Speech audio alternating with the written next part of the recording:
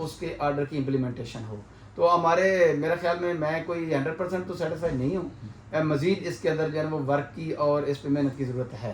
تو میں بلکہ اپنی کابینہ جو اس وقت پنجاب بار کونسل میں بیٹھی ہے ان کے جو کرنٹلی انہوں نے آرڈر پاس کیا ہے میں سمجھتا ہوں کہ انہوں نے بہت اچھا آرڈر کیا ہے. اس طرح کے آرڈر ہونے چاہیے تاکہ جب تک آپ کے ہیڈ آفس سے کوئی آرڈر پاس کیا ذرا بتا. انہوں نے یہ کیا ہے کہ جو جتنے پریزیڈنٹ ایسے پریزیڈنٹ جنہوں نے بورڈ اکارڈنگ ٹو رولز نہیں بنائے جو کہ ان کو بنانا چاہیے الیکشن بورڈ جو ان کی انسٹرکشن پنجاب بار کونسل کی تھی اس کے اوپر ان کا عمل درآمد نہ کرنا, یہ میرا خیال میں انہوں نے ایسا قدم اٹھایا ہے کہ تاکہ ان کو پتہ تو چلے کہ ہم نے اپنے ادارے کی طرف سے جاری کردہ آرڈر کی تعمیل کرنی ہے. تو جب تک آرڈر کی تعمیل نہیں ہوگی میرا خیال میں بار کی بھی ویلفیئر نہیں ہو سکتی. اوکے, آپ علی کچھ مزید پوچھنا چاہتے ہیں؟ سر میرا ایک چھوٹا سا اور سوال ہے. ابھی ریسنٹلی ہم نے ایک فیس کیا ہے ایشو یہ ڈویژن آف بارز کا. ابھی ماڈل ٹاؤن پہ بڑی لوگوں نے ڈسکشن کی اس پہ. فی الحال تو ابھی وہ خاموشی اختیار کر لی ہے دونوں طرف سے. آپ اس چیز کو صحیح سمجھتے ہیں وکلا یونٹی کے لیے کہ بار کی اگر ڈویژن ہوگی تو اس میں وکلا کا جو یونٹی ہے وہ افیکٹ ہوگی یا نہیں ہوگی؟ کیونکہ عام وکیل یہ سوچتا ہے کہ اگر ڈویژن ہو جاتی ہے جس طرح پہلے فیروز بار کی ڈویژن ہوئی تو وہ ان کا حال آپ کے سامنے ہے کہ ہر دفعہ ان کے الیکشن کا ایشو ہو جاتا ہے تو وہ سارٹ آؤٹ ہی نہیں ہو پاتا. تو آپ سمجھتے ہیں کہ ماڈل ٹاؤن کو بھی تحصیل بار ڈکلیئر کر دینا چاہیے, یہ صحیح اقدام ہے یا نہیں صحیح اقدام؟ بٹ صاحب اس میں بڑے دو امپورٹنٹ اسپیکٹ ہیں. نمبر ایک تو یہ ہے کہ ڈویژن اس لیول سے اگر دیکھی جائے کہ جو ہمارے ادھر وکلا بیٹھے ہیں تو ان کے لیے تو یہ ہونی چاہیے, چونکہ اس کی ریزن یہ ہے کہ جو ادھر سے اتنے مشکل میں یہاں آتے ہیں پھر ان کو وہاں جانا پڑتا ہے تو ان کو وہاں ہی آسانی مل جائے گی, وہاں ہی ان کی اپلیٹ کوڈ بن جائے گی, ان کے لیے تو آسانی ہو جائے گی. لیکن اگر آپ دوسرے اسپیکٹ سے دیکھیں گے کہ جتنے لوگ یہاں بیٹھے ہیں تو ان کے لیے مشکل ہو جائے گی کہ وہ جائیں گے. تو میرا خیال میں یہ وقتی طور پہ چیف صاحب کو لیٹر جو وہ وڈرا کرنا پڑا ہے. بہرحال ڈویژن ہونے میں میرا خیال میں آسانی لوگوں کے لیے بھی ہے اور ہمارے ان بھائیوں کے لیے بھی ہے جن کو وہاں سے ادھر آنا پڑتا ہے. میرا خیال میں سے ہونی چاہیے. نہیں تو اس میں یونٹی کا کوئی اس میں فرق پڑے گا یا نہیں پڑے گا؟ آپ تھوڑا سا براڈ مائنڈڈ میں اس چیز کو لینا, فرق تو پڑتا ہے نا کہ جو مطلب یہاں گروپ بیٹھے ہیں ان کا ایک اسٹرینتھ تو ہے نا, وہ بریک تو ہو جاتی ہے نا کہ جب آپ کا چھوٹے چھوٹے بن جاتے ہیں آپ وہاں چلے جاتے ہیں.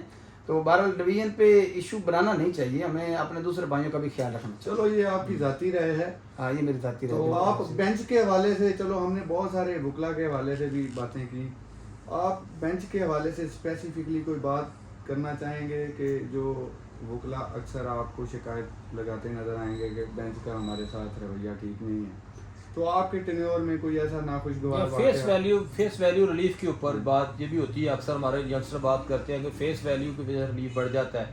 تو یہ جو بات علی نے کی ہے بڑی امپورٹنٹ بات ہے کہ بینچ کا رویہ ٹورڈ کیا عام وکیل اور ایک فیس ویلیو کے اوپر ایکول ہے, یا آپ عہدیدار رہے ہیں تو آپ نے اس سے مستفید ہوئے ہیں آپ کہ آپ جب بطور عہدیدار جاتے تھے تو آپ کا جو فیس ہے اس ویلیو کی وجہ سے آپ کا ریلیف بڑھا تھا, یا کس پہ کیا کہتے ہیں آپ؟ ایک تو اللہ کا شکر ہے ایک ریکارڈ ہے کہ ہمارے ٹینیور میں سنگل سٹرائک بھی نہیں ہوئی, ہائی کورٹ کے اندر سنگل سٹرائک بھی نہیں ہوئی. دوسری بات یہ ہے کہ اس میں نو ڈاؤٹ کہ جو فیس ریڈنگ ہے نا یہ تو میرا خیال میں آپ یہ نہیں کہہ سکتے کہ فیس ریڈنگ نہیں, بلکہ ہائی کورٹ تو ہائی کورٹ رہے گی, نیچے لیول تک بھی آپ جائیں گے نا تو جو آج کل کی روٹین چل رہی ہے اس میں ان لوگوں کو ریلیف پہ اوبلائز کیا جاتا ہے جو خاص کر کے کوئی کابینہ ہوتی ہے. حالانکہ یہ ہونی نہیں چاہیے.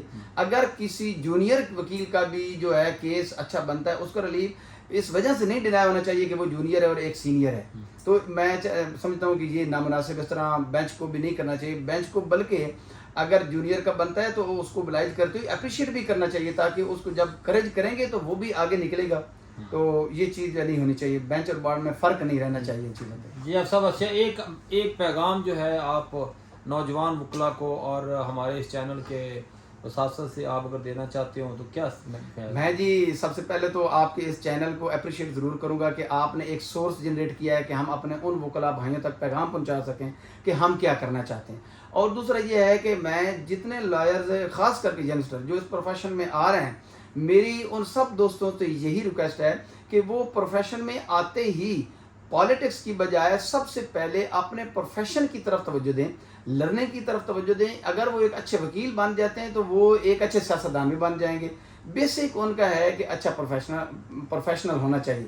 تو جس سائڈ پہ وہ پریکٹس کرنا چاہتے ہیں, وہ فوجداری کی طرف جانا چاہتے ہیں, وہ سول کی طرف جانا چاہتے ہیں, یا جس سائڈ پہ बेसिक उनका फोकस उस पर रहना चाहिए, और उसके लिए इंशाल्लाह मैं भी कोशिश करूंगा कि अपने दोस्तों को ज़रूर जो है वो गाइड करूंगा। बहुत शुक्रिया आपका। डियर फ्रेंड्स, हमारा एक आपसे वादा है कि हमारे अल्फाज और हमारे सवाल जो हैं वो इक्वालिटी पे और विदाउट डिस्क्रिमिनेशन पे बेस्ड होंगे, और हमारे हर गेस्ट से ऊपर हम बिल्कुल विदाउट किसी ज़ाती जो है पसंद नापसंद की बिना के ऊपर, और हमारा मकसद यही है कि बार की वेलफेयर के लिए जो पर्पज़ है वो आप तक लाया जाए, जो अहदेदारान हैं उनके ज़ुबानी आपको बताया जाए कि मसाइल क्या हैं और उनका हल क्या है, और वो जो वकला वेलफेयर की बात हम बड़े अरसे से लेके चले हुए हैं उसकी तरफ हमारा ये भी एक कदम जो है। और अल्हम्दुलिल्लाह हाफ़िज़ साहब में हम तशरीफ़ लाए हैं, आपने इनके ख्यालात से मुस्तफ़ीद होंगे। अली ने बतौर फ़ाइनेंस सेक्रेटरी जो है वो लाहौर बार को सर्व किया हुआ है, इंशाल्लाह सून इनके भी ख्यालात से आपको बतौर अहदेदार जो साहब ये रहे हैं, हालांकि गुज़रान इंजरी हुए थे,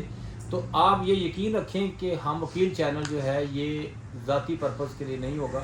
हर वो सवाल जो कि अहदेदार से या ऐसे सियासतदानों से वकला के जो बार के अंदर फ़ैसले करते हैं इंशाल्लाह मेरिट पे किए जाएंगे। उम्मीद है कि आप हम वकील चैनल के हमारे इस प्रोजेक्ट को सपोर्ट करेंगे और हमारा साथ देंगे। अल्लाह ताला हम सभी को हामी नासर हो। बहुत शुक्रिया, वेरी मच।